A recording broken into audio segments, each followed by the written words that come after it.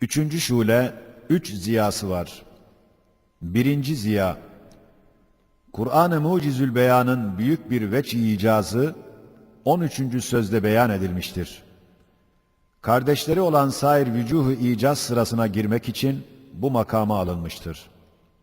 İşte Kur'an'ın her bir ayeti birer necmi sakıp gibi icaz ve hidayet nurunu neşrile, küfür ve gaflet zulümatını dağıttığını görmek ve zevk etmek istersen, kendini Kur'an'ın nüzulünden evvel olan o asr-ı cahiliyette ve o sahra-i bedeviyette farz et ki, her şey zulmet-i cehil ve gaflet altında perde-i cumudu tabiata sarılmış olduğu bir anda, birden Kur'an'ın lisan-ı ulvisinden "Sebbaha lillahi ma fis semavati vel ardı ve huvel azizul hakim." "Yusebbihu lillahi ma fis semavati ve ma fil ardil melikil kuddusil azizil hakim" gibi ayetleri işit. Bak, o ölmüş veya yatmış mevcudat-ı alem, sebbaha, yusebbihu sadasıyla işitenlerin zihninde nasıl diriliyorlar, hüşyar oluyorlar, kıyam edip zikrediyorlar. Hem o karanlık gökyüzünde birer camit ateşpare olan yıldızlar ve yerdeki perişan mahlukat, tüsebbihu lehus semâvâtus seb'u vel ard sayhasıyla işitenin nazarında nasıl gökyüzü bir ağız, bütün yıldızlar birer kelime-i hikmet nüma, birer nur-u hakikat eda ve arz bir kafa ve ber ve bahr birer lisan ve bütün hayvanat ve nebatat birer kelime-i tesbih feşan suretinde arz-ı didar eder. Yoksa bu zamandan ta o zamana bakmakla mezkür zevkin dekaykını göremezsin. Evet, o zamandan beri nurunu neşreden ve mürûr-u zamanla ulûm-u mütearife hükmüne geçen ve sair neyirat-ı İslamiye ile parlayan ve Kur'an'ın güneşiyle gündüz rengini alan bir vaziyet ile veyahut sathi ve basit bir perde-i ülfet ile baksan, elbette her bir ayetin ne kadar tatlı bir zemzeme-i icaz içinde ne çeşit zulümatı dağıttığını hakkıyla göremezsin ve birçok enva icazı içinde bu nevi icazını zevk edemezsin. Kur'an-ı Mucizül Beyan'ın en yüksek derece-i icazına bakmak istersen, şu temsil dürbünüyle bak. Şöyle ki, gayet büyük ve garip ve gayetle yayılmış acip bir ağaç farz edelim ki, o ağaç geniş bir perde-i gayb altında bir tabakayı mesturiyet içinde saklanmıştır. Malumdur ki, bir ağacın insanın azaları gibi onun dalları, meyveleri, yaprakları, çiçekleri gibi bütün uzuvları arasında bir münasebet, bir tenasüp, bir müvazenet lazımdır. Her bir cüz'ü o ağacın mahiyetine göre bir şekil alır, bir suret verilir. İşte hiç görünmeyen ve hala görünmüyor o ağaca dair biri çıksa, perde üstünde onun her bir azasına mukabil bir resim çekse, bir hudut çizse, daldan meyveye, meyveden yaprağa bir tenasüple bir suret tersim etse ve birbirinden nihayet uzak, mebde ve müntehasının ortasında uzuvlarının aynı şekil ve suretini gösterecek muvafık tersimat ile doldursa, elbette şüphe kalmaz ki o ressam bütün o gaybi ağacı gayb aşina nazarıyla görür, ihata eder, sonra tasvir eder. Aynen onun gibi Kur'an-ı Mucizül Beyan dahi hakikat-ı mümkinata dair ki o hakikat dünyanın iptidasından tut ta ahiretin en nihayetine kadar uzanmış ve arştan ferşe, zerreden şemse kadar yayılmış olan şecere-i hilkatın hakikatine dair beyanat-ı Kur'aniye o kadar tenasübü muhafaza etmiş ve her bir uzva ve meyveye layık bir suret vermiştir ki, bütün muhakkikler nihayeti tahkikinde Kur'an'ın tasvirine maşallah, barekallah deyip tılsım-ı kainatı ve muamma-i hilkati keşf ve fetheden yalnız sensin ey Kur'an-ı Kerim demişler. وَلِلَّهِ الْمَثَلُ الْاَعْلَى temsilde kusur yok. Esma ve sıfat-ı ilahiye ve şuun ve ef'al-i Rabbaniye bir şecere-i Tuğba-i Nur hükmünde temsil edilmekle O şecere-i nuraniyenin daire-i azameti ezelden ebede uzanıp gidiyor. Hudud-u kibriyası gayri mütenahi fezai ıtlakta yayılıp ihata ediyor.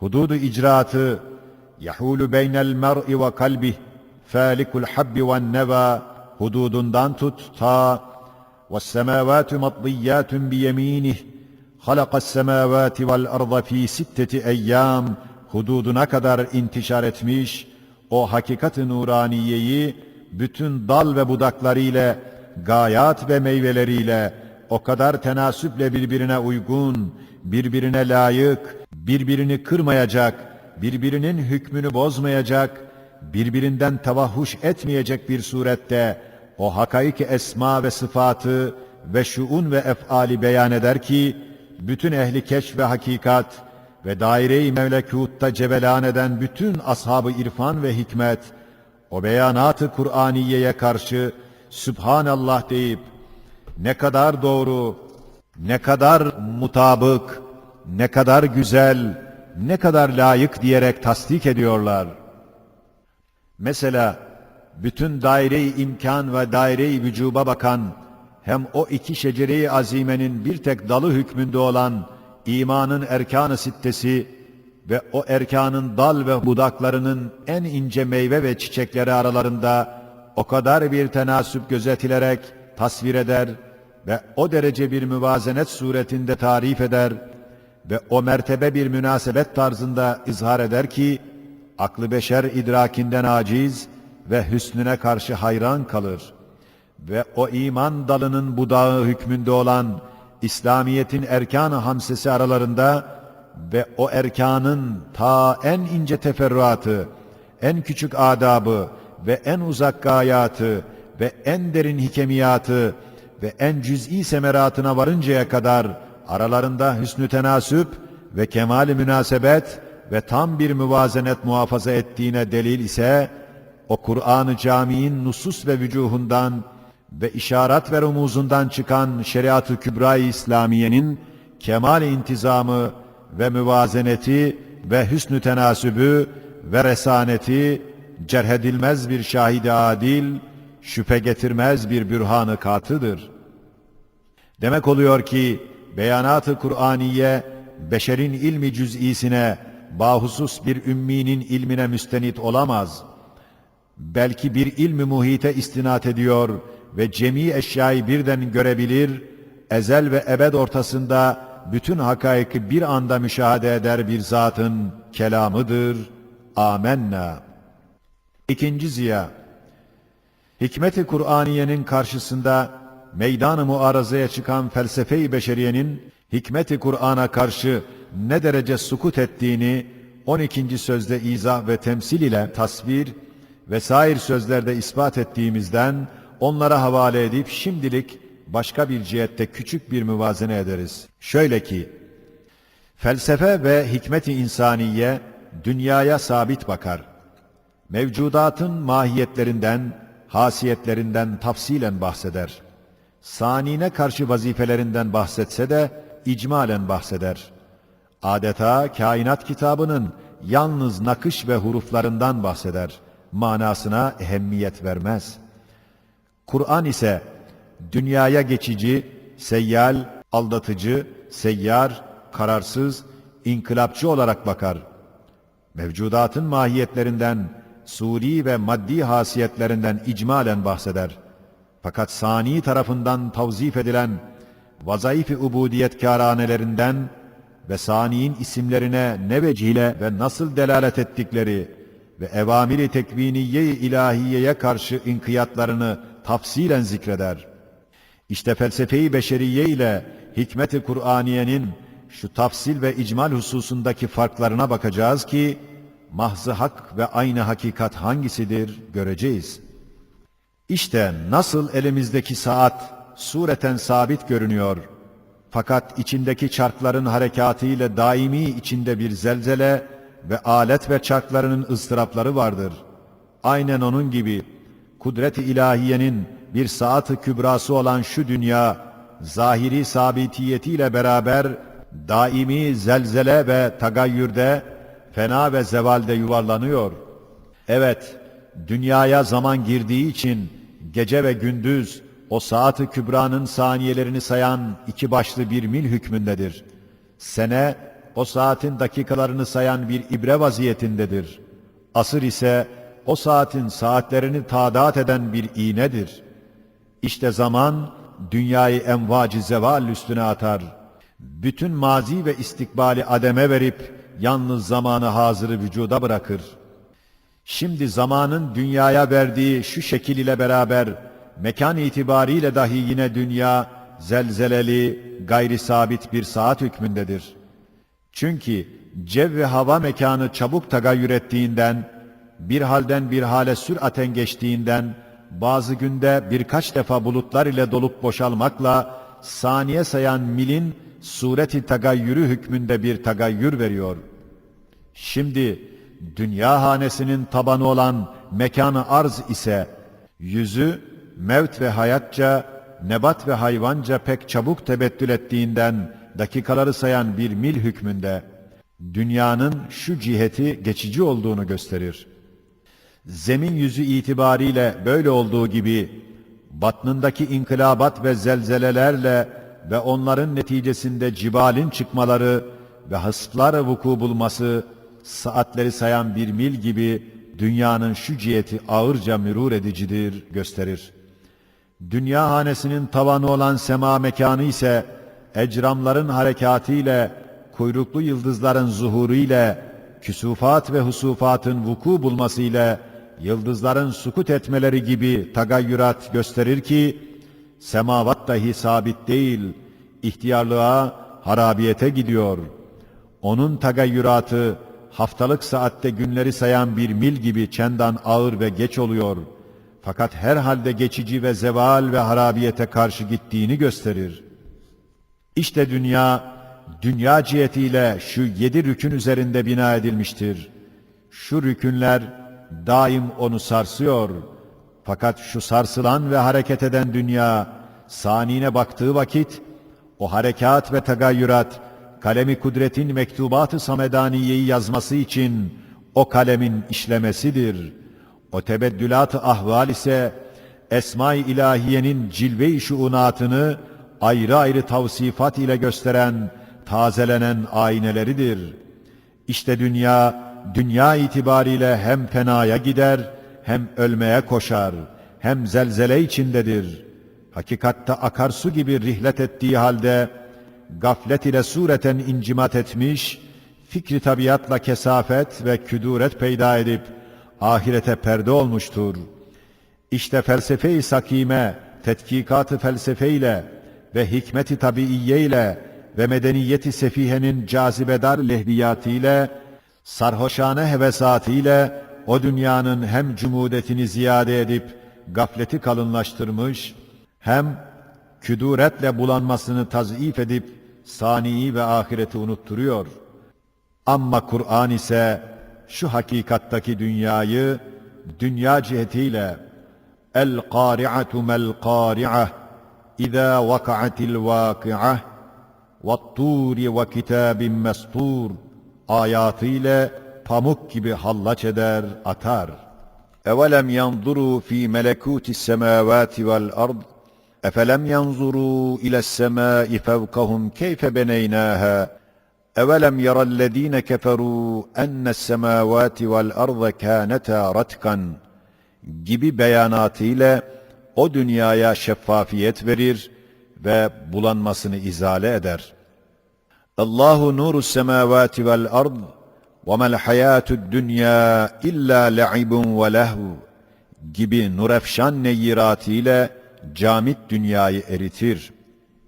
İzeşşemsü küvvirat ve izessemâ'un fetarat ve izessemâ'un şakkat وَنُفِخَ فِي الصُّورِ فَصَعِقَ مَنْ فِي السَّمَاوَاتِ وَمَنْ فِي الْأَرْضِ إِلَّا مَنْ شَاءَ اللّٰهِ Mevt-alut tabirleriyle dünyanın ebediyeti mevhumesini parça parça eder.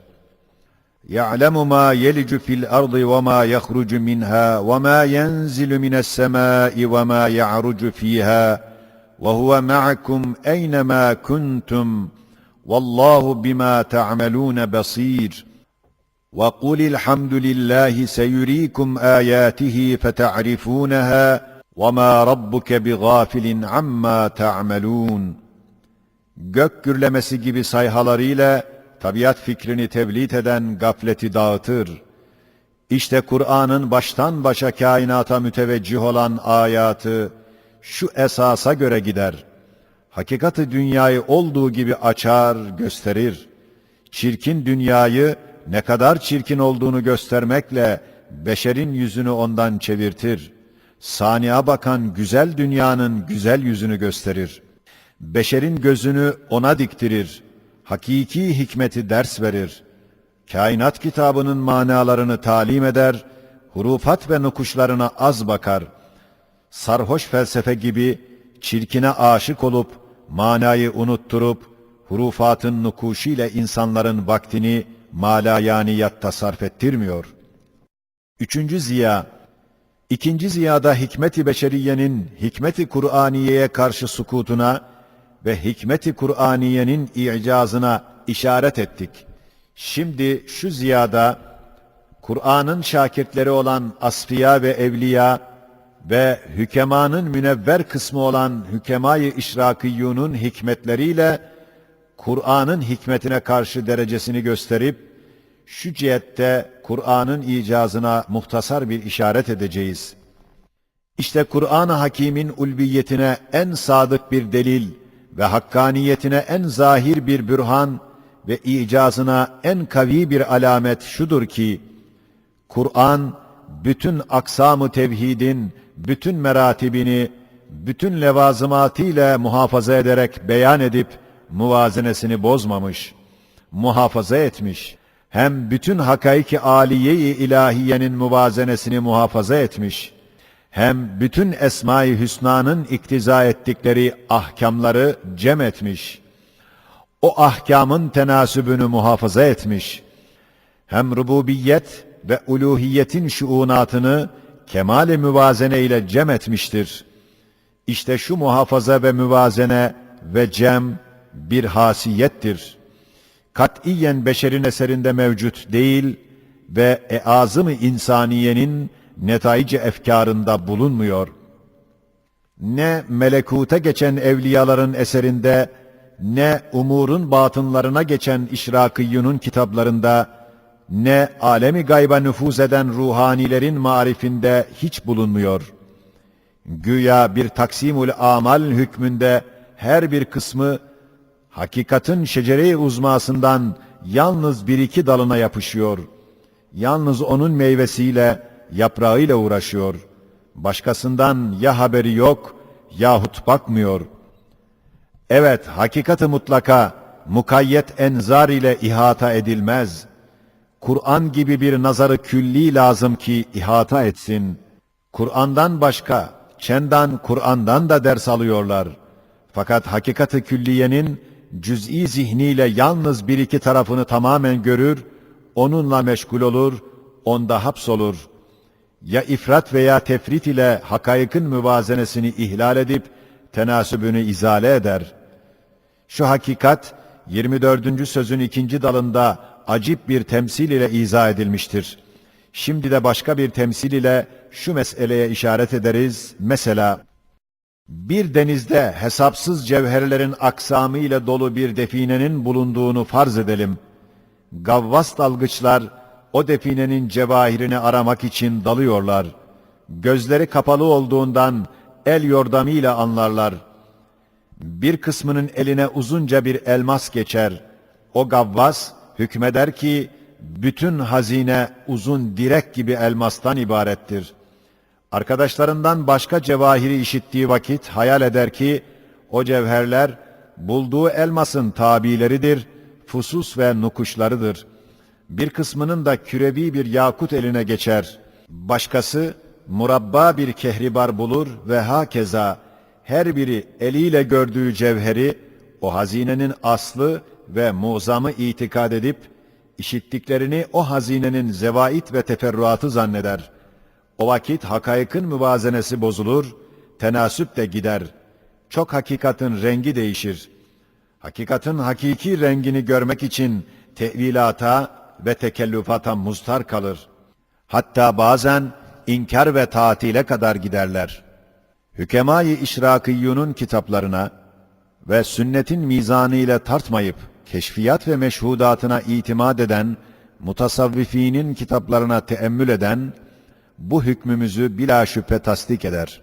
Demek, hakaiki Kur'aniyenin cinsinden ve Kur'an'ın dersinden aldıkları halde, çünkü Kur'an değiller, böyle nakıs geliyor. Bahri hakaik olan Kur'an'ın ayetleri dahi, o deniz içindeki definenin bir gavvasıdır. Lakin onların gözleri açık, defineyi ihata eder. Definede ne var ne yok görür. O defineyi öyle bir tenasül ve intizam ve insicamla tavsif eder, beyan eder ki, hakiki hüsnü cemali gösterir. Mesela ayeti وَالْأَرْضُ جَمِيعًا قَبْضَتُهُ يَوْمَ الْقِيَامَةِ وَالسَّمَاوَاتُ مَطْوِيَّاتٌ بِيَمِينِهِ يَوْمَ نَطْوِي السَّمَاءَ كَطَيِّ السِّجِلِّ لِلْكُتُبِ ifade ettikleri azamet-i rububiyeti gördüğü gibi اِنَّ اللّٰهَ لَا يَخْفَى عَلَيْهِ شَيْءٌ فِي الْأَرْضِ وَلَا فِي السَّمَاءِ هُوَ الَّذ۪ي يُصَوِّرُكُمْ فِي الْأَرْحَامِ كَيْفَ يَشَاءُ مَا مِنْ دَابَّةٍ إِلَّا هُوَ آخِذٌ بِنَاصِيَتِهَا وَكَأَيٍّ مِّنْ دَابَّةٍ لَا تَحْمِلُ رِزْقَهَا اللّٰهُ يَرْزُقُهَا وَإِيَّاكُمْ ifade ettikleri şumul-u rahmeti görüyor, gösteriyor. Hem خَلَقَ السَّمَاوَاتِ وَالْأَرْضَ وَجَعَلَ الظُّلُمَاتِ وَالنُّورِ ifade ettiği vüs'at-ı hallakiyeti görüp gösterdiği gibi خَلَقَكُمْ وَمَا تَعْمَلُونَ ifade ettiği şumul-u tasarrufu ve ihata-i rububiyeti görüp gösterir. يُحْيِ الْأَرْضَ بَعْدَ مَوْتِهَا ifade ettiği hakikat-ı azime ile وَاَوْحَى رَبُّكَ اِلَى النَّحْلِ ifade ettiği hakikat-ı kerimaneyi وَالشَّمْسَ وَالْقَمَرَ وَالنُّجُومَ مُسَخَّرَاتٍ بِأَمْرِهِ ifade ettiği hakikat-ı azime-i hakimaneyi, amiraneyi görür, gösterir. اَوَلَمْ يَرَوْا اِلَى الطَّيْرِ فَوْقَهُمْ صَافَّاتٍ وَيَقْبِضْنَ مَا يُمْسِكُهُنَّ اِلَّا الرَّحْمَانِ اِنَّهُ بِكُلِّ شَيْءٍ بَصِيرٌ ifade ettikleri hakikat-ı rahimane-i müdebbiraneyi وَسِعَ كُرْسِيُّهُ السَّمَاوَاتِ وَالْأَرْضَ وَلَا يَؤُودُهُ حِفْظُهُمَا ifade ettiği hakikat-ı azime ile وَهُوَ مَعَكُمْ اَيْنَ مَا كُنْتُمْ ifade ettiği hakikat-ı rakibaneyi هُوَ الْأَوَّلُ وَالْآخِرُ وَالظَّاهِرُ وَالْبَاطِنُ وَهُوَ بِكُلِّ شَيْءٍ عَلِيمٌ ifade ettiği hakikat-ı muhita gibi وَلَقَدْ خَلَقْنَا الْاِنْسَانَ وَنَعْلَمُ مَا تُوَسْوِسُ بِهِ نَفْسُهُ وَنَحْنُ أَقْرَبُ إِلَيْهِ مِنْ حَبْلِ الْوَرِيدِ ifade ettiği akrebiyeti تَعْرُجُ الْمَلَائِكَةُ وَالرُّوحُ إِلَيْهِ فِي يَوْمٍ كَانَ مِقْدَارُهُ 50,000 سَنَةٍ işaret ettiği hakikat-ı ulviyeyi اِنَّ اللّٰهَ يَأْمُرُ بِالْعَدْلِ وَالْإِحْسَانِ وَإِيتَاءِ ذِي الْقُرْبَى وَيَنْهَى عَنِ الْفَحْشَاءِ وَالْمُنْكَرِ وَالْبَغْيِ ifade ettiği hakikat-ı camia gibi bütün uhrevi ve dünyevi, ilmi ve ameli erkan-ı sitti imaniyenin her birisini tafsilen ve erkan-ı hamse-i İslamiyenin her birisini kasten ve cidden ve saadet-i dareyni temin eden bütün düsturları görür, gösterir. Müvazenesini muhafaza edip, tenasübünü idame edip, o hakaikın heyet-i mecmuasının tenasübünden hasıl olan hüsn ve cemalin menbaından Kur'an'ın bir icaz-ı manevisi neş'et eder. İşte şu sırr-ı azimdendir ki, ulema-i ilmi kelam, Kur'an'ın şakirtleri oldukları halde, bir kısmı 10'ar cilt olarak erkan-ı imaniyeye dair binler eser yazdıkları halde, Mutezile gibi aklı nakle tercih ettikleri için, Kur'an'ın 10 ayeti kadar vüzuh ile ifade ve kat'i ispat ve ciddi ikna edememişler. Adeta onlar, uzak dağların altında lağım yapıp, borularla ta alemin nihayetine kadar silsile-i esbab ile gidip, orada silsileyi keser. Sonra ab-ı hayat hükmünde olan marifeti ilahiyeyi ve vücudu vacibül vücudu ispat ederler. Ayet-i kerime ise her birisi birer asay Musa gibi her yerde suyu çıkarabilir, her şeyden bir pencere açar, Sani Zülcelal'i tanıttırır. Kur'an'ın bahrinden tereşşü eden Arabi Kadre Risalesinde vesaire sözlerde şu hakikat fiilen ispat edilmiş ve göstermişiz. İşte hem şu sırdandır ki, batın-ı umura gidip, sünnet-i seniyeye ittiba etmeyerek, meşhudatına itimat ederek yarı yoldan dönen ve bir cemaatin riyasetine geçip bir fırka teşkil eden fırak-ı dâallenin bütün imamları hakaikın tenasübünü, müvazenesini muhafaza edemediğindendir ki, böyle bid'aya, dalalete düşüp bir cemaat-ı beşeriyeyi yanlış yola sevk etmişler.